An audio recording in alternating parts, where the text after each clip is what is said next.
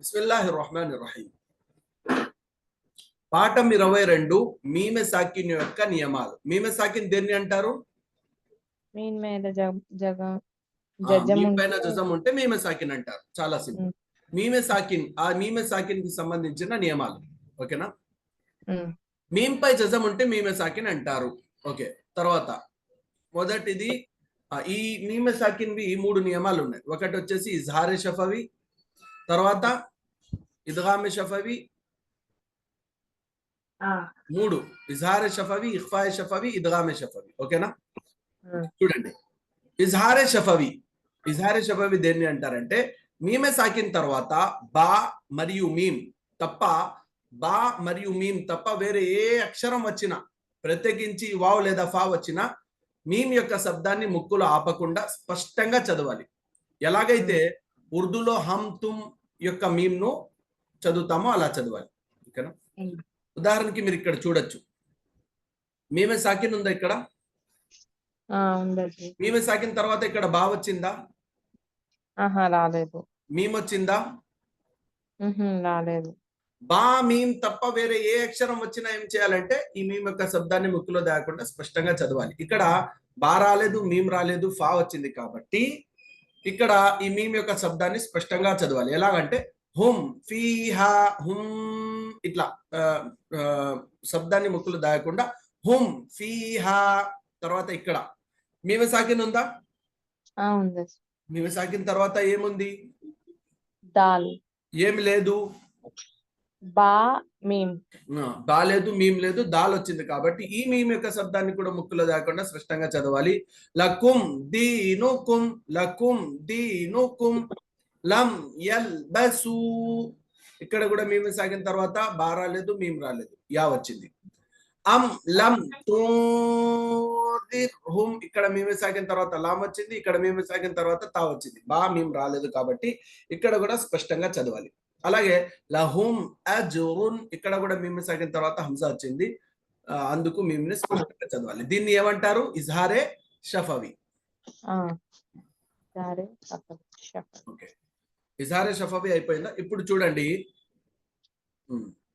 రెండోది వచ్చేసి ఇఖ్ఫాయే షఫవి. ఇఖ్ఫాయే షఫవి దేన్ని అంటారంటే మీమే సాకిన తర్వాత బా వస్తే మీమ్ ను గున్నా మరియు ఇఖ్ఫా చేసి చదవాలి. గున్నా అంటే ముక్కులో శబ్దాన్ని ఆపడం, ఇఖ్ఫా అంటే ముక్కులో శబ్దాన్ని దాయడం. ఇక్కడ మీమె సాకిన తర్వాత బా వచ్చింది అనుకోండి, ఉదాహరణకి ఇక్కడ చూడొచ్చు మీరు, మీమె సాకిన్ ఉందా? మీమె సాకిన తర్వాత బా వచ్చింది చూడండి. మీమె సాకిన తర్వాత బా వచ్చింది కాబట్టి మీమ్ యొక్క శబ్దాన్ని ముక్కులో దాసి చదవాలి. ఇన్న రబ్బహుం బిహిం, హుం బిహిం, హుం బిహిం, ఇలా. ఓకేనా? మీమె సాకిన తర్వాత బా వచ్చింది కాబట్టి ఇక్కడ తర్మీహిం బిహిజారతిన్, మీమె సాకిన తర్వాత బా వచ్చింది కాబట్టి వమా హుం బిముమినీన్, మీమె సాకిన తర్వాత బా వచ్చింది. ఫబషిర్హుం బిఅజాబిన్, మీమె సాకిన తర్వాత బా వచ్చింది. దీన్ని ఏమంటారు? ఇఖ్ఫాయే షఫవి. మూడోది వచ్చేసి ఇద్గామే షఫవి. ఇద్గామే షఫవి దేన్ని అంటారంటే మీమె సాకిన తర్వాత మీమ్ వస్తే రెండు మీమ్లను కలిపి గున్నా చేసి చదవాలి. ఇక్కడ మీరు చూడొచ్చు, మీమె సాకిన్ ఉందా? మీమె సాకిన తర్వాత మీమ్ వచ్చిందా? అయితే ఇక్కడ ఏం చేయాలంటే మీమ్ ను మీమ్ తో కలిపి గున్నా చేసి చదవాలి. ఇలైకుం ముర్సలూన్ లహుం మా యషాఊన్ ఫీ ఖులూబిహిం మరదున్ ఫహుం ముఅరిదూన్, ఇలా. ఓకేనా? ఓకే, ఈ ఖైదా చూడకుండా నేర్చుకోండి. ఓకేనా? దాంతో పాటు ఇజ్హారే షఫవి యొక్క ఉదాహరణలు చదవండి. బిస్మిల్లాహిర్ రహమానిర్ రహీం. హుం ఫీహా,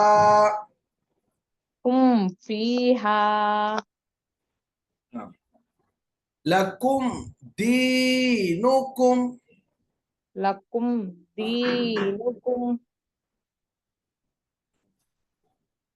లం యల్బసు లం యల్బసు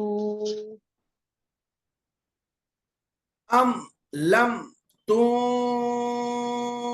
తుందిర్హుం అం లం తుంజిరుహుం లహుం అజ్రున్ లహుం అజ్రుం ఇక్కడ వరకు చాలు. ఆ, ఖైదా నేర్చుకోండి చూడకుండా, దాంతో పాటు ఇక్కడ ఇజహార్ షఫవీ యొక్క దాన్ని నేర్చుకోండి. ఓకే.